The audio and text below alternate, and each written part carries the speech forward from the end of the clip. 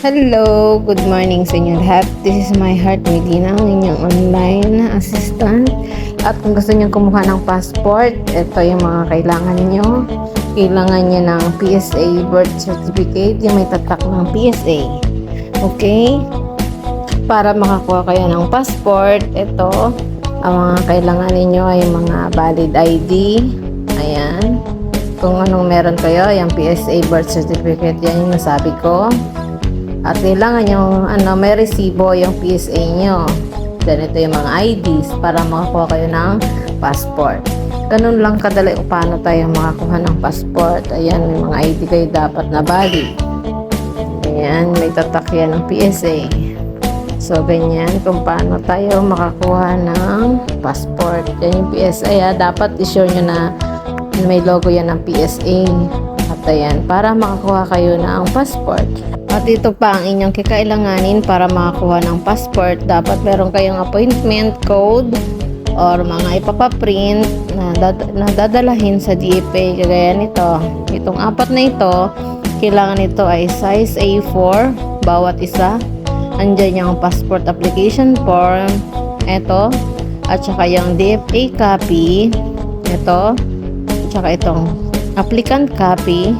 Ito. Ayan.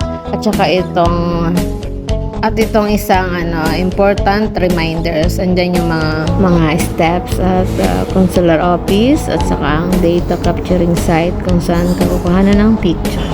Dalahin ang mga requirements sa araw ng appearance. Kapag ang appearance nyo ay umaga, kailangan on time nasa DFA na kayo.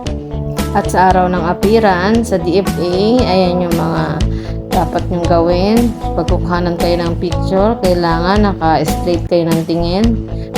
Kahit malate kayo, pwede pa rin namang pumunta ng DFA basta same date ng appointment. Kunyari, April 4. So, dapat April 4, nandun kayo, abutin man kayo ng hapon, basta dumating kayo sa date ng appointment. Pwede pa rin makakuha ng passport. Kung ang appearance mo ay April 4, so 7 days ang rush na passport. So meaning, 7 days magka-count ka na Lunes hanggang Biyernes, hindi kasama ang Sabado at Linggo. So 7 days. So kung 7 working days yan, sa April 4, so ang first day niya is sa 5 ng Friday, 8, 9, 10, 11, 12. Then, ang ika-15, yung 7 days niya. Then, sa April 15, yung releasing ng passport.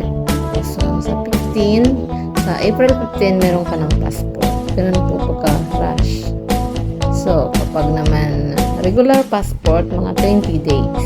Ganun po. I'm hoping po na marami kayong natutunan at nakatulong ako sa inyo. And thanks for watching.